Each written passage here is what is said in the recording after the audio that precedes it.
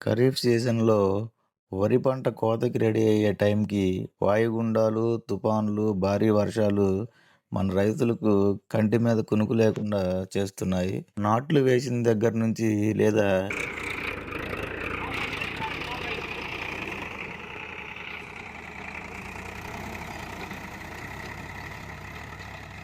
ఎదబెట్టిన దగ్గర నుంచి మొత్తం సీజన్ అంతా శ్రమించి ఎరువులు, కూలీ పనులు, నీరు, మందులు, పెట్టుబడులు పెట్టిన పెట్టుబడంతా పండించిన పంట ఒక్క రాత్రిలో నేలకొరిగిపోతుంది. పంట కోతకు వచ్చాక నేలకు పడిపోయి వడ్లు మట్టిలో కలిసిపోతున్నాయి.